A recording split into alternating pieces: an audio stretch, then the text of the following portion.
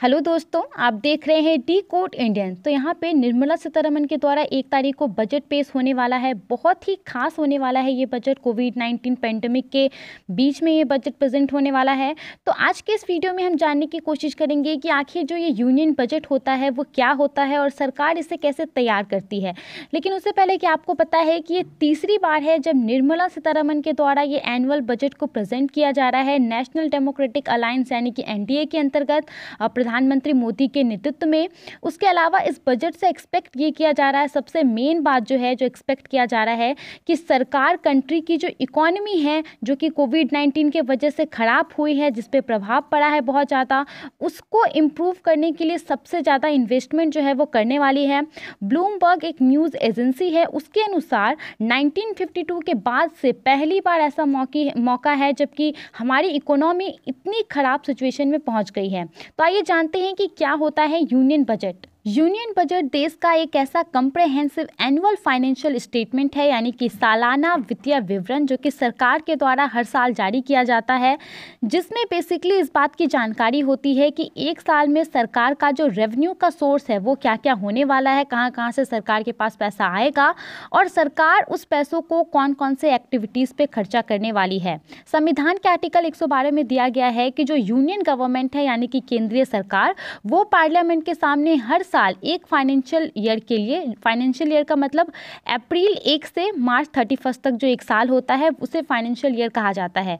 तो एक financial year में सरकार क्या अंदाज़ा लगा रही है कि उसके पास कितना रिसिप्ट आ सकता है, कितना पैसा आ सकता है इनकम, और सरकार उस इनकम को कौन कौन से चीज़ों पे खर्चा कर सकती, यही है। तो आप ऐसे कह सकते हैं कि यूनियन बजट जो है पूरा एक एस्टिमेशन है सरकार के द्वारा कि एक साल के लिए वो कितना पैसा कमाएगी, कहाँ कहाँ से पैसा आएगा उसके पास और वो उस पैसे को कैसे खर्च करेगी। हम सबको पता है कि देश का जो फाइनेंस मिनिस्टर होता है वही संसद में बजट को पेश करता है, लेकिन इसका मतलब ये बिल्कुल भी नहीं है कि फाइनेंस मिनिस्टर का ही ये काम होता है बजट को तैयार करना।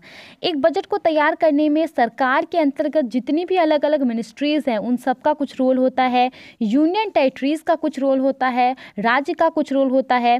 वो सभी अपना इनकम और एक्सपेंसेस से रिलेटेड जो है एक एस्टिमेशन का प्लान सरकार के सामने रखती है, फाइनेंस मिनिस्टर के सामने। और उसके बाद फाइनेंस मिनिस्टर का ये काम होता है कि अलग अलग जो फाइनेंशियल बॉडीज़ हैं जैसे कि बिजनेसमैन, स्टेक होल्डर, जैसे कि जिसमें इकोनॉमिस्ट्स आते हैं, उन सभी के सामने इस पूरे प्लान को रख करके और उनके एडवाइस के आधार पे एक जो यूनियन बजट है उसको तैयार करना। सरकार के द्वारा जो बजट तैयार किया जाता है उसमें सबसे इम्पॉर्टेंट पॉइंट होता है रेवेन्यू, कि सरकार के पास एक साल में कितना रेवेन्यू आने वाला है, क्योंकि वही इस बात को डिसाइड करेगा कि सरकार कितना पैसा को खर्च करने वाली है, क्योंकि ये सभी जो है एक एस्टिमेशन रहता है। अब यहाँ पे सरकार के पास रेवेन्यू आता कहाँ से है, तो सरकार बजट के दौरान जो है एक रिसिप्ट बजट को पेश करती है। उसके अंतर्गत यहाँ पे सरकार के अर्निंग का जो सोर्स है उसको मेंशन किया गया है, जिसमें सबसे पहला यानी कि प्राइमरी जो सोर्स है सरकार की अर्निंग का वो है टैक्स। टैक्स दो तरह के होते हैं, डायरेक्ट टैक्स और इनडायरेक्ट टैक्स। डायरेक्ट टैक्स कैसे टैक्स होते हैं, जो कि लोग और कंपनीज के द्वारा डायरेक्ट दिए जाते हैं, for example income tax, property tax. Indirect tax कैसे होगा, जो कि इनडायरेक्टली कंज्यूमर के द्वारा दिए जाते हैं, अगर वो किसी सामान को खरीदता है, अगर वो किसी सर्विस को लेता है। जीएसटी भी एक तरह का इनडायरेक्ट टैक्स है। उसके अलावा एसेट सेल और डिसइन्वेस्टमेंट, अगर सरकार जो है किसी चीज़ को बेचती है, किसी चीज़ को प्राइवेट कर देती है, तो वो भी एक जो है इनकम का सोर्स है। उसके बाद डिविडेंड फ्रॉम आरबीआई की से जो डिविडेंड सरकार को मिलता है वो भी एक इम्पॉर्टेंट है। डिविडेंड क्या होता है दोस्तों, कि सरकार अगर किसी चीज़ में पार्टनरशिप है तो उस कंपनी का, पर्टिकुलर कंपनी का जो प्रॉफिट होता है उस प्रॉफिट में सरकार को भी कुछ मिलेगा, तो वही डिविडेंड होता है। पब्लिक सेक्टर से जो डिविडेंड मिलता है सरकार को, तो ये सब जो 4 सोर्स हैं वही सरकार के इनकम के सोर्स हैं, और इसी के आधार पे सरकार डिसाइड करती है कि इन सभी जो इनकम के सोर्स हैं उससे जितना रेवेन्यू आने वाला है उसको कहाँ कहाँ खर्च करेगी। अब जब एक बार सरकार जो है ये एस्टिमेट कर लेती है, अंदाज़ा लगा लेती है कि एक पर्टिकुलर ईयर में उसके पास कितना पैसा आने वाला है, तब वो स्टार्ट करने लगती है ये प्लानिंग करने की कि इसको अब खर्च कहाँ करना है। अब जितने भी तरह के स्पेंडिंग होते हैं सरकार के द्वारा, वो सभी को यहाँ पे कैटेगराइज किया गया है, बांटा गया है 2 भागों में, रेवेन्यू एक्सपेंडिचर और एक है कैपिटल एक्सपेंडिचर। तो जानते हैं कि ये दोनों जो है वो क्या है। रेवेन्यू एक्सपेंडिचर क्या होता है? रेवेन्यू एक्सपेंडिचर जो है एक शॉर्ट टर्म एक्सपेंसेस है, ठीक है, जो कि डे टू डे रनिंग के लिए सरकार के द्वारा खर्च किया जाता है, जैसे कि सरकार के जो एम्प्लॉयज़ हैं उनको सैलरीज देना, पेंशन देना, तो ये रेवेन्यू एक्सपेंडिचर में आता है। उसके बाद आता है कैपिटल एक्सपेंडिचर। कैपिटल एक्सपेंडिचर में आता है सरकार जो कुछ इन्वेस्ट कर रही है लॉन्ग टर्म के लिए किसी चीज़ पे, लैंड मशीनरी पे, किसी प्रोजेक्ट पे, तो ये हो गया कैपिटल एक्सपेंडिचर। आई होप दोस्तों अब तक आपको समझ आ गया होगा कि यूनियन बजट क्या है और सरकार इसे कैसे तैयार करती है।